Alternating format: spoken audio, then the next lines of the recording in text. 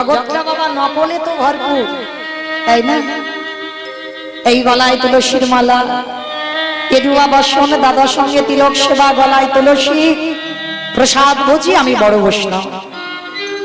ত্রিনাদ পিছনে চিন তরিব সহিষ্ণু না, অমানি না মানদেন কীর্তনীয় সদা। হরি বল। হৃদয়টা ঘাসের থেকে আরো নরম করো, হাজার কটু কথা বলবে, বিনিময়ে যেন তুমি জোর গলায় একটা কথা না বলো। সবার কাছে যেন তোমার নত ভাব হয়। জীবে দয়া নামে রুচি, বৈষ্ণব সেবার ইহা বই ধর্ম নাই, শুনো সনাতন। তোমাকে যদি ঘাসের মতো মারিয়ে চলে যায়, তুমি বৈষ্ণবতা অর্জন করেছো যখন, তুমি মাথা তুলে কথা বলতে পারবে না। হাজার গালাগালি দেবে, মাথা তুলে কথা বলতে পারবে না। আর বৈষ্ণব চিনবেন কি করে? যার সদা একবার কৃষ্ণ নামে হৃদয়টা দিলে, একবার কৃষ্ণ নামে যার নয়নে বাড়ি যাবে, দর্শন করলে বুঝতে পারবে নিষ্কিঞ্চন বৈষ্ণব। তার আধারানি বলছে গোবিন্দকে, তুমি নিষ্কিঞ্চন বৈষ্ণবের পদধূলা না। তা গোবিন্দ মনে মনে ভাবলেন, আমি ভক্ত পাবো কোথায়? জগৎটা তো নকলে ভরপুর, আমি পাবো কোথায়? মনে মনে চিন্তা করলেন, তাহলে ঘুরে ঘুরে তো দেখতে হয়। ভগবান ঘুরতে ঘুরতে বাবা একটা জায়গায় পৌঁছে গেছে। কোথায় জানো? যে জায়গাটার নাম হলো হস্তিনাপুর। অমাইরা হস্তিনাপুর নাম শুনেছেন? কিসে শুনেছেন? এই দেখো, নাকি টিভিতে শুনেছেন।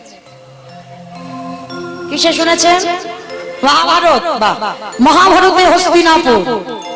যারা এখানে বাবা তত্ত্বজ্ঞানী, যারা শাস্ত্র জ্ঞানী, যারা পাঠ করেন বা শোনেন, কুরুপক্ষে ছিলেন আমার পিতামহ ভীষ্ম, আর পাণ্ডব পক্ষে ছিলেন আমার ভগবান কৃষ্ণ। তার দাদু ভীষ্ম আমার দুর্যোধনের পক্ষে ছিল। একদিন আমার দুর্যোধন রাগান্বিত হয়ে এসে আমার দাদু ভীষ্মকে একটা বড় কথা বলে ফেলেছিল। ও দাদু, আমার বাড়ি থাকো, আমার বাড়ি খাও, আমার বাড়ির অন্ন ধ্বংস করো, আর তুমি বলতে পারছো না কি করলে পাণ্ডবরা নিধন হবে? মনে রাখবেন বাবা, কোন ব্যক্তিকে যদি খাইয়ে তুলনা দেওয়া যায়, এর মতো বড় দুঃখ আর পৃথিবীতে কিছু হয় না। তা পিতামহ ভীষ্ম করজোর করে দুর্যোধনকে বলেছিল, দুর্যোধন, এত বড় কথা তুমি বলতে পারলে? যাদের জন্য আমি বিয়ে থা করলাম না, যাদের জন্য আমি সংসারী হলাম না, সেই তুমি আমাকে বলছো আমি তোমার অন্ন ধ্বংস করি? বেশ, তাহলে আমি যখন তোমার অন্ন ধ্বংস করি, আজ আমি প্রতিজ্ঞা করলাম, আজ রাত 12টার সময় আমি ধ্যানা যোগে বসবো, আর যখনই ধ্যানে বসবো, রাতের অন্ধকারে তোমার স্ত্রীকে একবার আমার কাছে যেতে বলবো। দুর্যোধনের স্ত্রী যদি যায়, তাহলে বাবা পাণ্ডবদের মৃত্যু পান দুর্যোধনের স্ত্রীর হাতে তুলে দেবে। অমাইরা, এর থেকে আনন্দ আর কিছু হয়? আনন্দে গদগদ হয়ে দুর্যোধন যাচ্ছে স্ত্রীর কাছে। স্ত্রীর নাম কি? ভানুমতি। বা ভানুমতি ছুটতে ছুটতে যাচ্ছে। ও ভানু, ভানু, ও ভানু। যেই না ভানু বলে ডেকেছে, ভানু তো চমকে উঠেছে। অসময়ে স্বামী ডাকছে। কি ব্যাপার, হঠাৎ তুমি এ সময় আমায় ডাকছো ভানু? জানো, এই আজ রাত 12টার সময় আমার দাদু তোমাকে একবার দাদুর ঘরে যেতে বলে। যেই না কথাটা ভানুমতি শুনেছে, ছি ছি ছি ছি ছি ছি, তোমার কি কোনোদিন বিবেক বুদ্ধি হবে না? তোমার দাদু বিয়ে করেনি, তোমার দাদু সংসার করেনি, আর আমি যৌবন বয়সে নাচবো, আমাকে 12টার সময় রাত্রিবেলা যেতে বললো, আর তুমি আমার এমন অধম স্বামী, তুমি আমাকে 12টার সময় পরপুরুষের ঘরে পাঠাচ্ছ? শোনো, আমি তো যাবই না, যদি দরকার হয় তো তুমি তোমার দাদুর ঘরে যাও। আচ্ছা বাবা, এই কথাটা দুর্যোধন জানে, আর দুর্যোধনের স্ত্রী ভানুমতি জানে। আর কি কেউ জানে? কেউ জানে? কৃষ্ণ। বাহ, এই যে আমি দাঁড়িয়ে আছি না, দেখতে সবাইকে পাচ্ছি, কে কীর্তন শুনছে, কে শুনছে না, কে গল্প করছে, কার অন্যদিকে মনকে বাড়ি যাবে সেই চিন্তা করছে, এটা আমি বুঝতে পারছি না। কিন্তু ওই যে ছেলেটা বাঁকা করে বাঁকা হাতে কালো শশা, খাতা কলমে হিসাব করে সময় মতো ঘরে পৌঁছে দেবে। তো আজকের ভগবানের তো চোখ কান সব খোলা, ও ব্যাটা কোনোদিন ঘুমাই না, ছলনা করে। আজকে রাত 12টায় যাওয়ার কথা, দুর্যোধনের স্ত্রী যাবে না, তাহলে দুর্যোধন জানে, ভানুমতি জানে, আর ওদিকে আমার ভগবানের কানে খবরটা চলে গেছে। মনে মনে চিন্তা করছে এই তো সুযোগ, আর এই সুযোগে আমাকে একটা কাজ গুছাতে হবে। রাত 12টায় যাওয়ার কথা, এখন বাজে ঘড়ির কাঁটা রাত 11টা। আর রাত 11টার সময় ভগবান যাচ্ছে কোথায়? সখী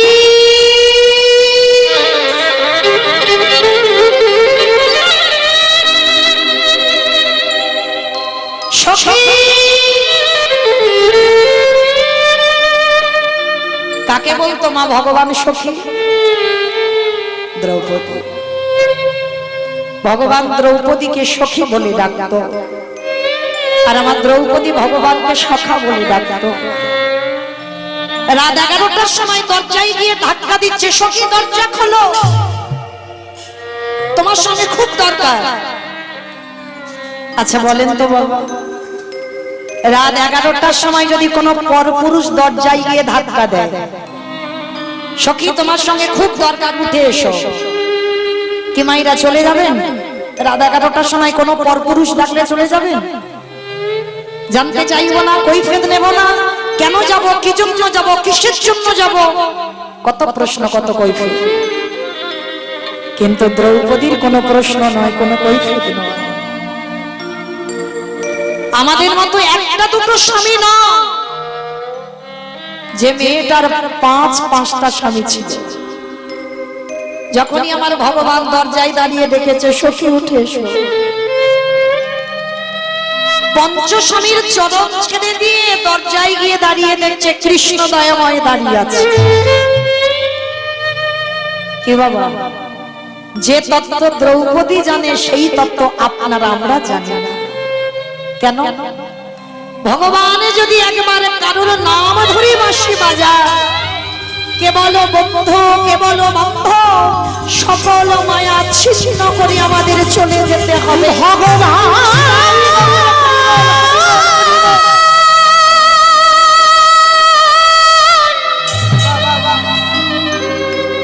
যেদিন না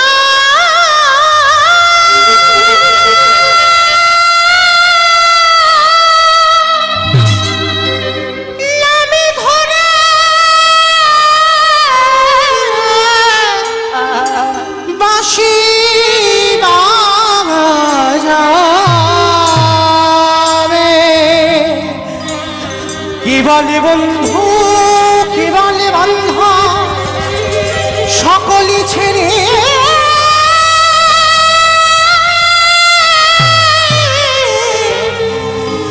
আমাদের চলে যেতে হবে।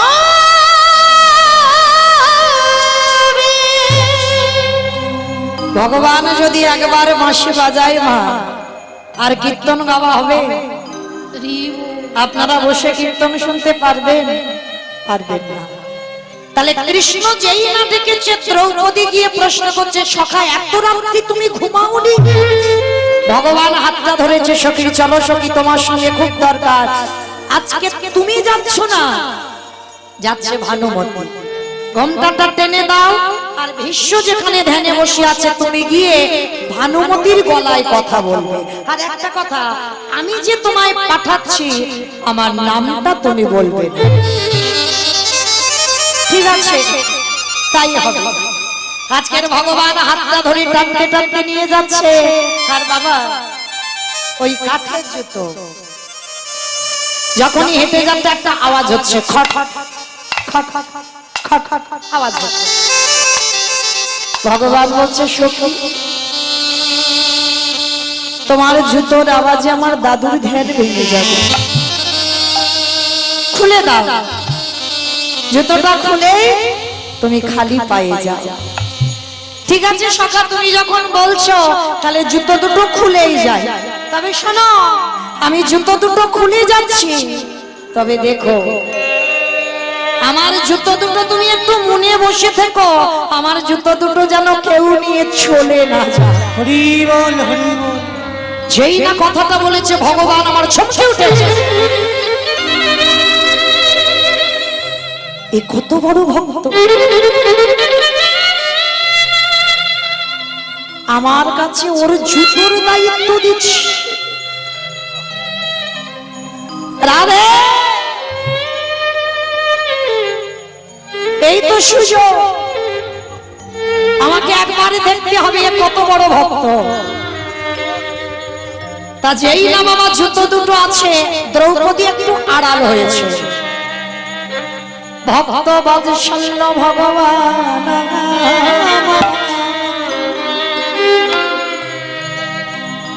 যেই না দ্রৌপদী আড়াল হয়েছে, কৃষ্ণ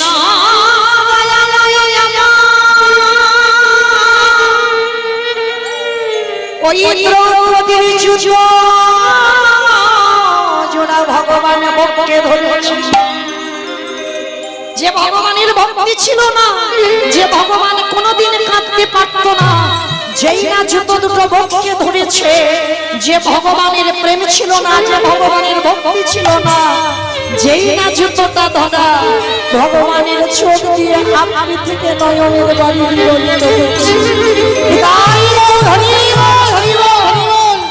ওই চোখের জলে এলো বক্ষ দেশে। জুতোর তলায় যে ধুলো ছিল বক্ষটা কাদা হয়ে গেল।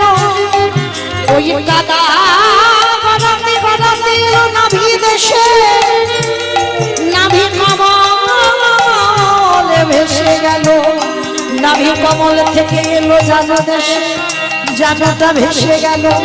জানো দেশ থেকে আজ ধর, আজ ধর, আজ ভগবানের কেমন ভেসে ভেসে যায় দ্রৌপদী গো।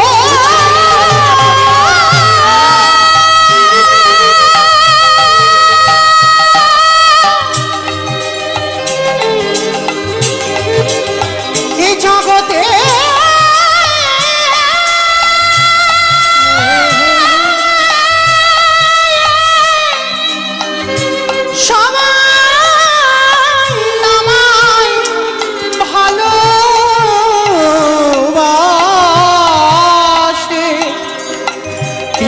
তোমার মতো করে আমায় কেউ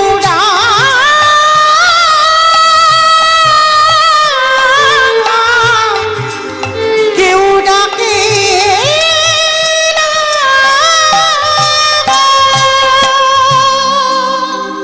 যে ভগবানের ভক্তি ছিল না বাবা, জুতোটা যেই না কৃষ্ণ আমার বুকে ধরেছে, আপনি থেকে নয়নে বাড়ি ধরছে। আড়ালে দ্রৌপদী দেখতে পেয়েছে কৃষ্ণ জুতো ধরে কাছে ছুটে এসেছে। সখা, শেষ পর্যন্ত তুমি চুরি করলে, তুমি চুরি করলে কেন? তুমি তো চাইতে পারতে, চুরি করলে কেন? সখা, তুমি যদি চাইতে আমি কি না করতাম? আমি তো তোমায় দিয়ে দিতাম। ভগবান অপলক নয়নে দ্রৌপদীর বদন পানে চেয়ে আছে। সখী, আমি চুরি করেছি? হ্যাঁ, তুমি চুরি করেছো। তুমি তো চেয়ে নাওনি, আমার কাছে চাওনি, মানে তুমি চুরি করেছো। আচ্ছা সখী, আমি তোমাকে যদি বলতাম তোমার জুতো দুটো দাও, তুমি দিয়ে দিতে? কেন দেব না? কৃষ্ণ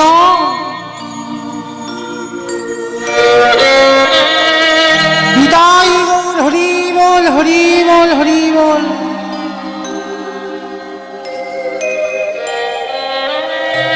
তুমি বোধহয় জানো না, তুমি আমায় ভুলে যেতে পারো, কিন্তু আমি তো তোমায় ভুলি। দ্রৌপদী বলছে তুমি আমায় ভুলে যেতে পারো, আমি তোমায় ভুলিনি। তুমি জানো আমার আগুন থেকে জন্ম, আমি অজনী সম্ভবা। যেদিন থেকে পৃথিবীর আলো দেখলাম সেদিন থেকেই দেহ মন প্রাণ জীবন যৌবন তোমার চরণে দিলাম। সখা গো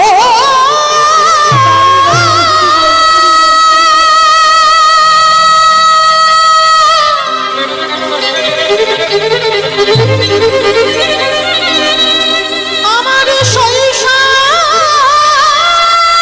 থেকে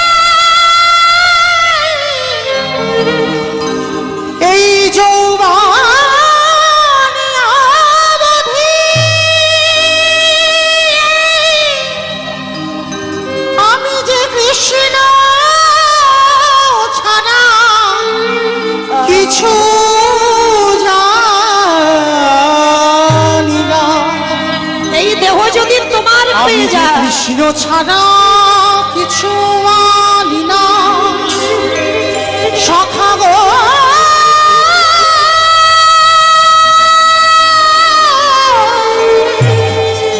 তুমি কি জানো না? এই দেহটা তো আমি তোমায় দিয়েছি।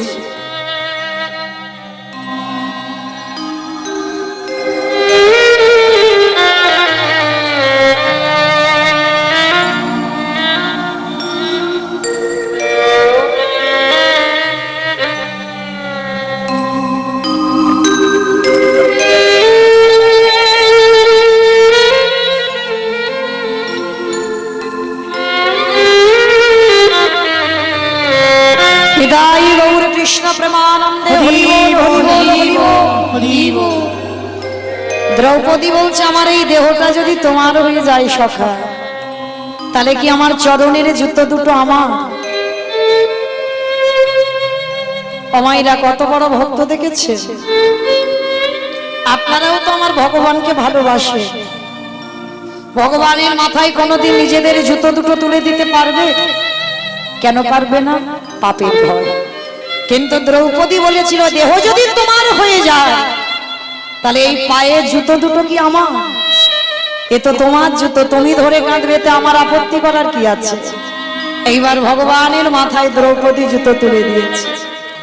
ভগবান মাথায় নিয়ে বাবা দাঁড়িয়ে দাঁড়িয়ে কাঁদছে। সখী তুমি দেরি করো না, এবার যাও। যেই না ভীষ্মের কাছে গেছে বাবা, সেদিন আমার ভগবান কিন্তু প্রমাণ পেয়ে গেল ভক্তের চরণ ধুলাইলে ভক্তি আসে।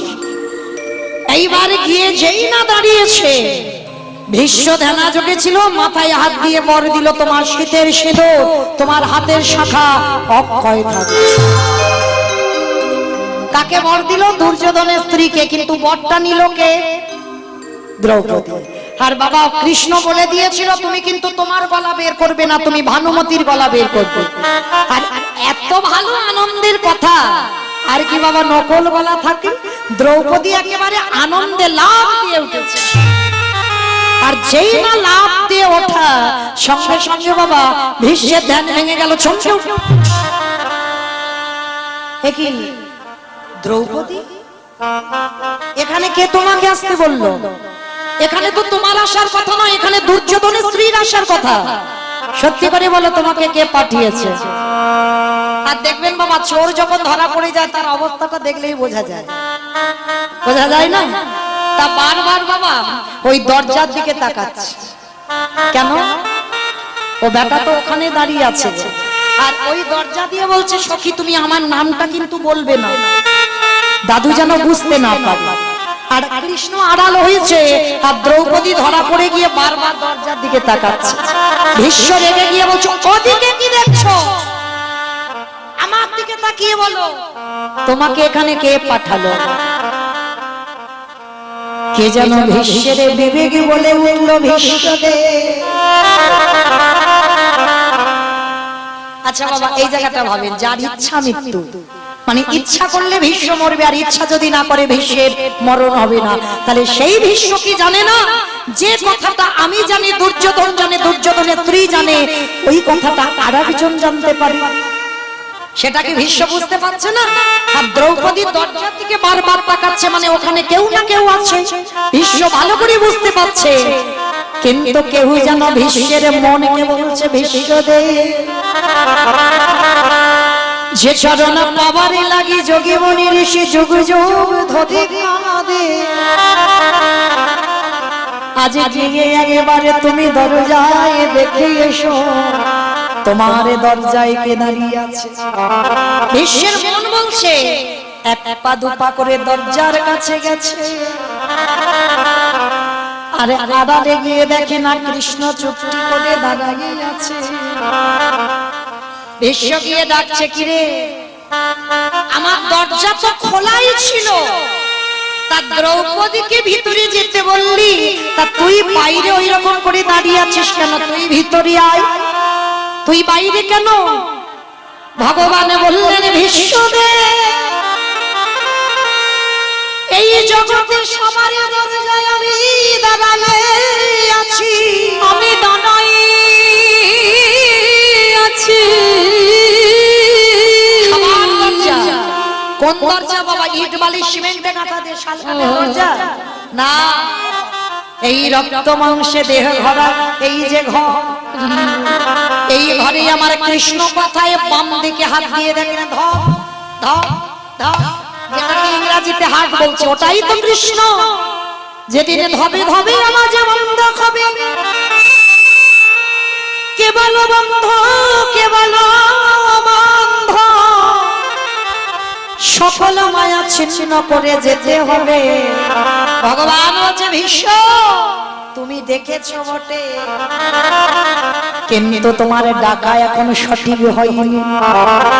যেদিন তোমার ডাকাটা সঠিক হয়ে যাবে, আমি দাঁড়িয়ে রইলাম তোমার দরজার ধারে। যেদিন তোমার ডাক সঠিক হবে, আমি সেই দিনে তোমার ওই হৃদয়ে ঘরে গে ঘরে প্রবেশ করব।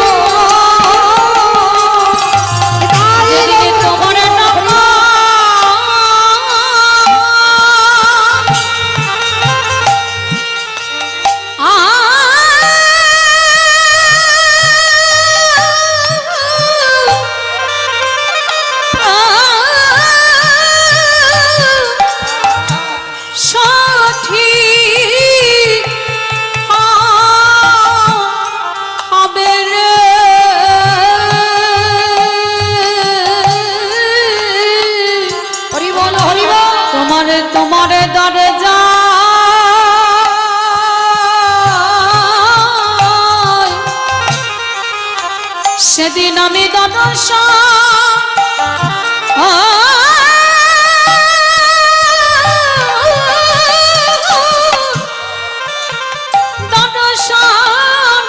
দেব। ভীষ্ম বলল, কৃষ্ণ রে, অরে কৃষ্ণ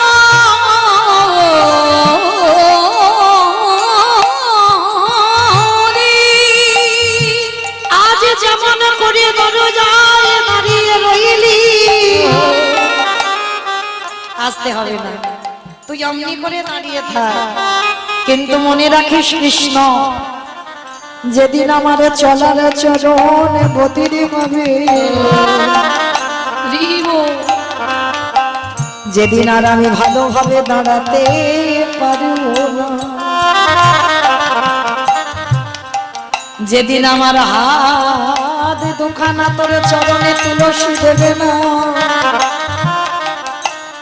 যেদিন আমি কানে আর কৃষ্ণ নাম শুনব না, যেদিন আমি চোখে আর কিছু দেখব না,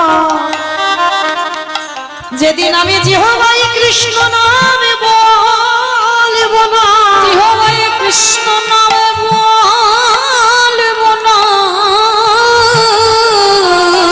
যেদিন আমি মনে করব আমার ইচ্ছা মৃত্যু, কৃষ্ণ রে কথা দে এমনি করে তুই দাঁড়াবি, তাই সেদিন আমার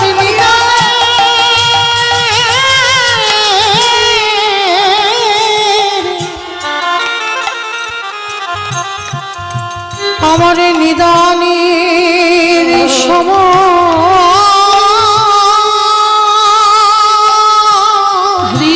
হরি বল সময় হবে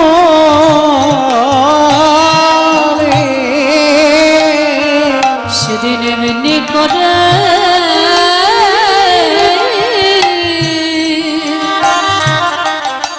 তুই দাঁড়াই হরে কৃষ্ণ রে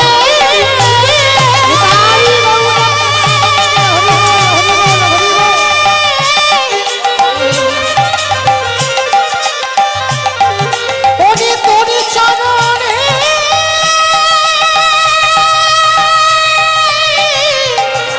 জানাই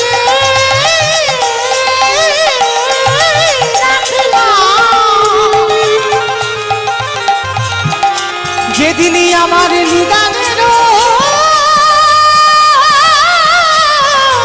সময় হবে সেদিন তুই ভক্তের ভগবান হয়ে আমার দরজায় আমার এমনি করে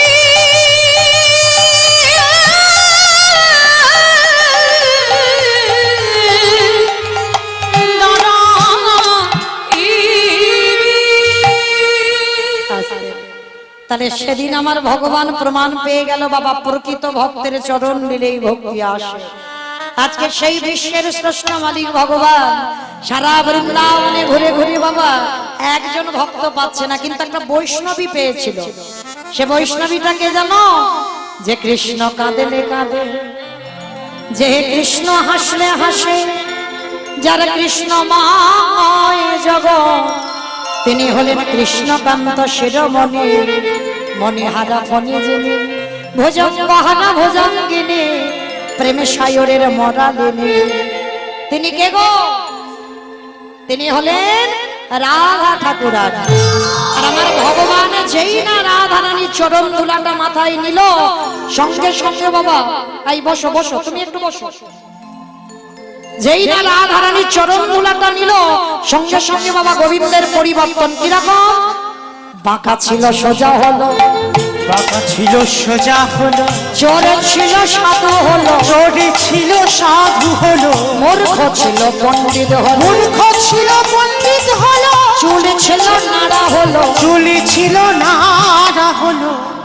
একটা নারীর চরণ ধুলা নিয়ে ভগবানের এতগুলো পরিবর্তন, মানে বাঁকা ছিল সোজা হয়ে গেল, কুচকুচে কালো ছিল ফর্সা হয়ে গেল, চোর ছিল সাধু হয়ে গেল, আবার মাথার কেশ ছিল বাবা মস্তক মুন্ডন করলো 24 বছর বয়সে।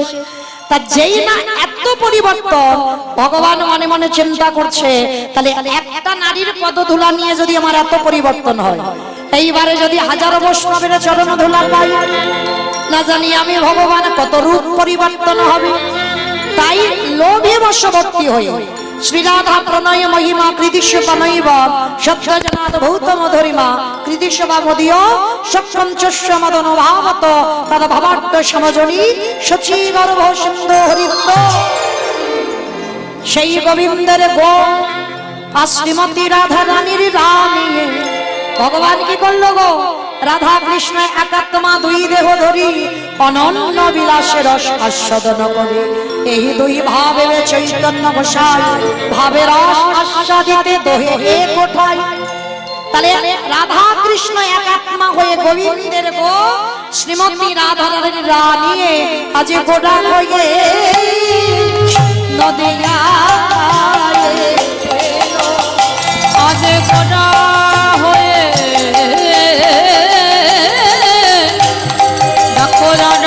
ডাকরাইলো ও গো রাধে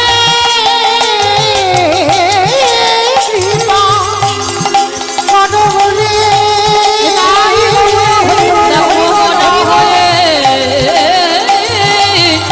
দাঁড়াইলো ওই না ভক্ত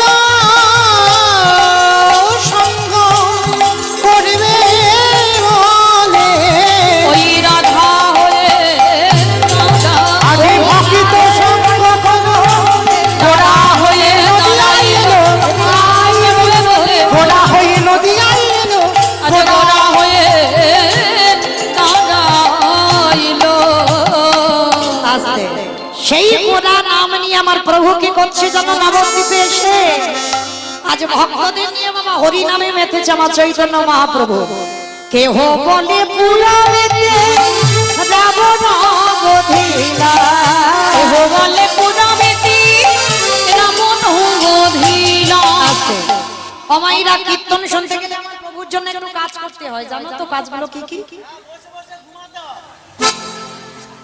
শঙ্খধ্বনি উলুধ্বনি আর যাদের যাদের হাত আছে যাদের হাত নাই বলবো না কি মাইরা সবার হাত এসেছে তো ওই একটু দেখান তো নিতাই গৌর কৃষ্ণ প্রমাণ হরি বল হরি বল। ওই কি একটু প্রেম সে উলুধ্বনি দেন কেহ বলে পুরবেতে রাবণ বধিলা আমারে গোলারি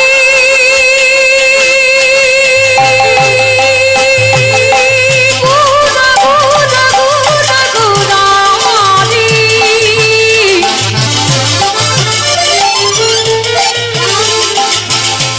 গোড়া গোড়া গোড়া আমারি গোড়ারি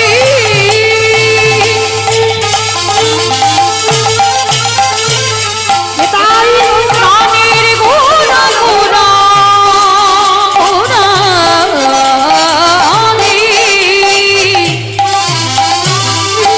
গোড়া গোড়া গোড়া গোড়ারি কেহ বলে পুরাণেতে রাবণ বধিলা বলি গোলকের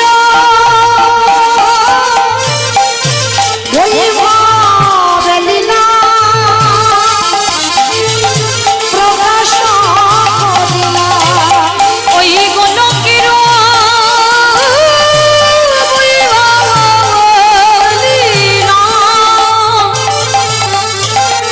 প্রকাশ করিলা ওই গোলকের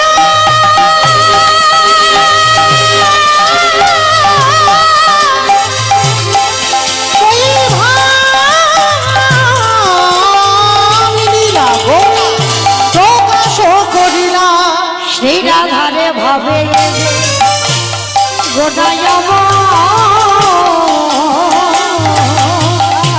রাধার ভাবে গোরা রাধারি ভাবি গেবে গোড়ায় অবতার হরে কৃষ্ণ নামে গৌর করিলা ওই হরে কৃষ্ণ নাম গৌর করিলা প্রচার হরে কৃষ্ণ